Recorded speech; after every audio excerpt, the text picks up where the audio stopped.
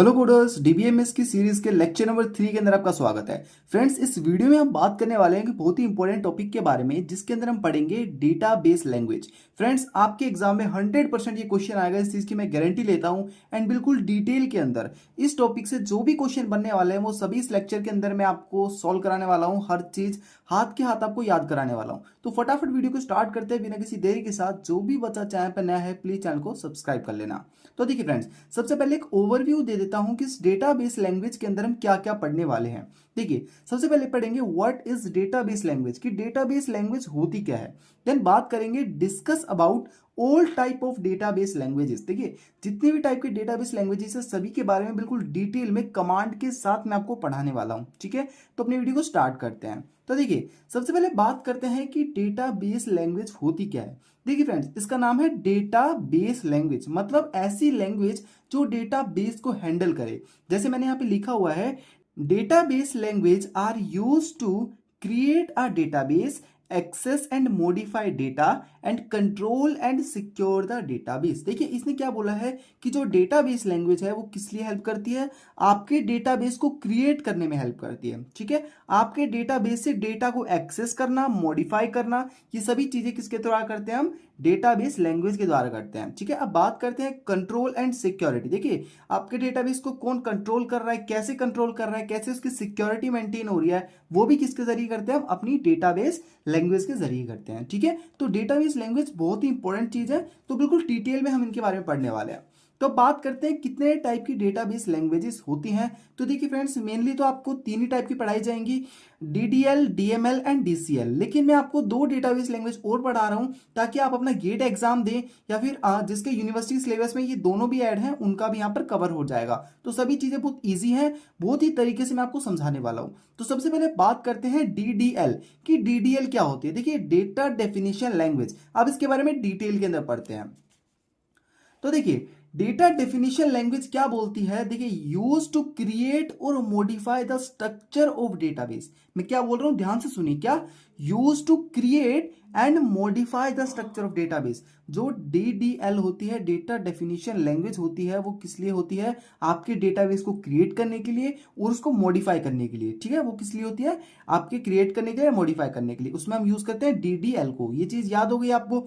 तो देखिए फ्रेंड्स, ऐसी कौन कौन सी कमांड होती है जो डीडीएल के अंदर आती है। तो सबसे पहले कमांड होती है क्रिएट। देखिए, क्रिएट है, ये क्या करती है, क्रिएट न्यू डेटाबेस। जिस तरीके से मैं आपको यहाँ पर लिखवाया है, आपको बता रहा हूं, सेम उसी तरीके से आपको अपने एग्जाम के अंदर लिख के आना है। क्या, पहली कमांड क्या है, क्रिएट। आपका टीचर पूछेगा कि ऐसी कमांड बताइए जो टेबल्स को क्रिएट करती है, तो क्या बोलेंगे, क्रिएट कमांड से क्या करते हैं, हम अपनी डेटाबेस को क्रिएट करते हैं। ठीक है, ये कमांड्स कहां पर यूज होती है, आपके एसक्यूएल के अंदर, ओरेकल के अंदर। ठीक है, ये सभी चीजें कहां पर देखेंगे, आप अपने प्रैक्टिकल्स के अंदर देखेंगे। अब बात करते हैं ऑल्टर। देखिए, ऑल्टर जो कमांड है वो क्या करती है, मॉडिफाई एग्जिस्टिंग ऑब्जेक्ट। अब यहाँ पर मैंने ऑब्जेक्ट क्यों लिखा, देखिए ऑब्जेक्ट के मैंने यू लिखा है कि वो रोज को भी चेंज कर सकता है, वो कॉलम्स को भी चेंज कर सकते हो, टेबल का साइज बड़ा कर सकता है, टेबल का साइज छोटा कर सकता है। मतलब सिर्फ क्या करना, मॉडिफिकेशन लाना है हमें अपने ऑब्जेक्ट्स के अंदर, ना कि उसके डेटा के अंदर। समझ रहे हैं मेरी बात को। अब बात करते हैं ड्रॉप। देखिए, ड्रॉप क्या करता है, डिलीट डेटाबेस टेबल। जो ड्रॉप होता है वो क्या करता है, पूरी डेटाबेस टेबल को क्या कर सकता है, डिलीट कर सकता है, ड्रॉप कमांड। ठीक है, इससे नेक्स्ट आती है आपकी टूनकैट। ये टूनकैट जो कमांड है वो क्या करती है, remove all data from a table quickly. आपके जो डेटाबेस के अंदर जो डेटा है उस पूरे डेटा को डिलीट करने के लिए कौन सी कमांड करते हैं, टूनकैट कमांड हम यूज करते हैं। ठीक है, ये चारों कमांड बिल्कुल इंपॉर्टेंट कमांड है, इन कमांड को लिख लीजिए, याद कर लीजिए, नोट्स आपको डिस्क्रिप्शन में मिल जाएंगे, इस चीज की बिल्कुल टेंशन मत लेना। अब बात करते हैं नेक्स्ट लैंग्वेज हमारी कौन सी होती है, डीएमएल। अब इस डीएमएल को बिल्कुल डिटेल में समझते हैं। देखिए फ्रेंड्स, डीएमएल की जो फुल फॉर्म है वो क्या होती है, डेटा मैनिपुलेटिंग लैंग्वेज। अभी देखिए, यहाँ पे एक वर्ड है मैनिपुलेटिंग। मैनिपुलेटिंग का मतलब आपको सबको पता है, क्या करना, कुछ चेंज करना।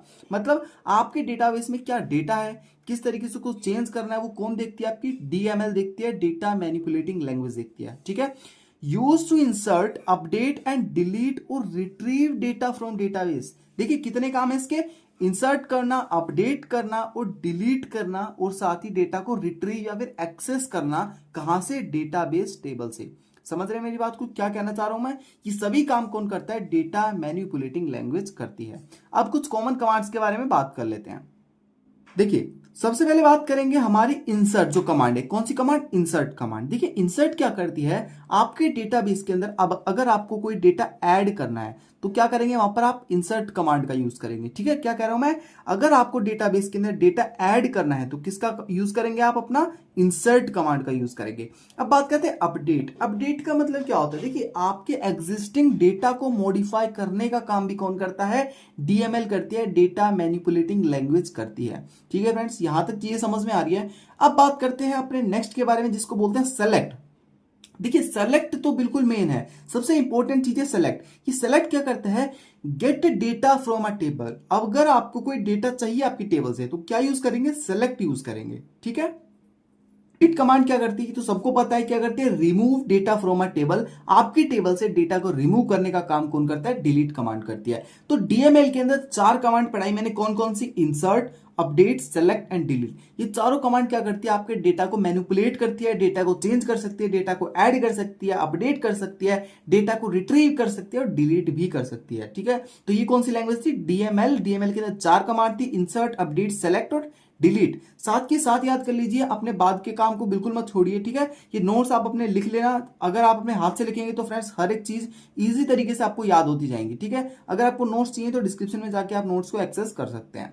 अब बात करते हैं नेक्स्ट अपनी डीसीएल, जिसको बोलते हैं डेटा कंट्रोल लैंग्वेज। अभी डेटा कंट्रोल लैंग्वेज क्या होती है, इसके नाम से पता चल रहा है जो डेटा को कंट्रोल करे। क्या करे, कंट्रोल करे। देखिए इसमें लिखा क्या गया है, use to access the control permission of database object, कि किस तरीके से डेटाबेस के ऑब्जेक्ट को कंट्रोल करना है, कौन उसको एक्सेस कर सकता है। वो सभी चीजें किसके द्वारा देखी जाती है, डीसीएल के द्वारा देखी जाती है, डेटा कंट्रोल लैंग्वेज के द्वारा देखी जाती है।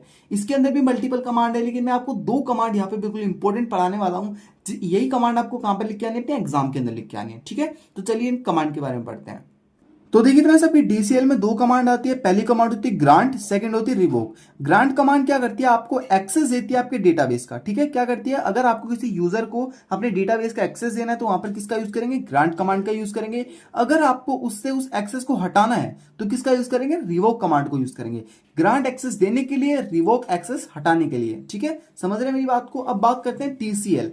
टीसीएल क्या होती है, देखिए ट्रांजैक्शन कंट्रोल लैंग्वेज। क्या बोल रहा हूं मैं, ट्रांजैक्शन कंट्रोल लैंग्वेज। ये ट्रांजैक्शन क्या होता है, देखिए फ्रेंड्स, अगर ये ट्रांजैक्शन आपको बिल्कुल डिटेल में समझना है तो उसके लिए आपको वेट करना पड़ेगा, क्योंकि यूनिट नंबर 4 है, वो क्या है, पूरी ट्रांजैक्शंस के ऊपर आ रखी है। ठीक है, अब मैं आपको एक बिल्कुल ओवरव्यू हल्का सा दे देता हूं कि ट्रांजैक्शन होती क्या है। देखिए ट्रांजैक्शन फ्रेंड्स क्या होता है, बहुत सारी एसक्यूएल कमांड का एक ग्रुप होता है। मतलब स्टेप बाय स्टेप आप अपनी कमांड्स को रन करते हैं, उन सभी स्टेप्स को मिलाकर क्या बनती है, ट्रांजैक्शन बनती है। फॉर एग्जांपल, आपको किसी एटीएम से अपने पैसे विड्रॉल करने हैं। एटीएम सबसे पहले क्या करेगा, पहले स्टेप में आपका बैलेंस चेक करेगा। सेकंड स्टेप में क्या करेगा, आपको आपका बैलेंस वैलिड है तो क्या करेगा, आपको 500 रुपए वहां से निकाल कर देगा। थर्ड स्टेप क्या करेगा, आपका बैलेंस अपडेट करेगा, मतलब जितना था उसमें से 500 रुपए कम कर देगा। अगर फोर्थ स्टेप क्या करेगा, आपको एक रिसिप्ट प्रिंट करके देगा। इन चारों स्टेप को अगर हम एक साथ जोड़ दे तो वो क्या होता है, एक सिंगल ट्रांजैक्शन होती है। ठीक है, आप तभी बोलते हैं कि आपने एक ट्रांजैक्शन की, कब की, तब आपके सारे स्टेप वहां पर फॉलो हो जाते हैं। अगर इसमें से कोई भी एक स्टेप मिसिंग होता है, मान लीजिए आपका सिर्फ बैलेंस अपडेट हुआ और एटीएम ने सिर्फ क्या की, प्रोसेसिंग की आपके पैसों की, लेकिन आपको पैसे नहीं दिए, तो वहां पर क्या आपकी ट्रांजैक्शन कंप्लीट नहीं हुई। वहां पर क्या कर देंगे, आप रोल बैक कर देंगे, अपनी इनकम्प्लीट ट्रांजैक्शन को बिल्कुल ही बंद कर देंगे। ठीक है, तो ये होती है ट्रांजैक्शन।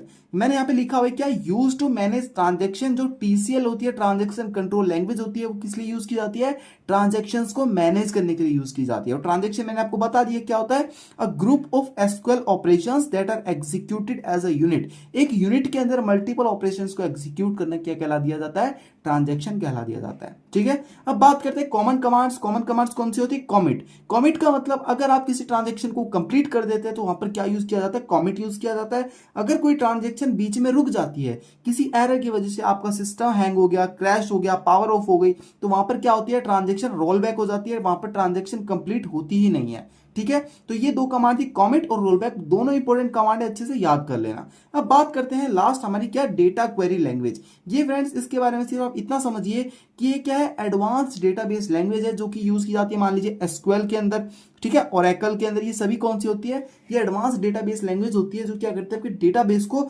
बिल्कुल अच्छे से हैंडल करती है। सभी चीजें, कंट्रोल भी, आपका ट्रांजेक्शन भी कंट्रोल करती है, आपका मैनिपुलेशन भी करती है, क्रिएशन भी करती है, सब काम कौन करती है?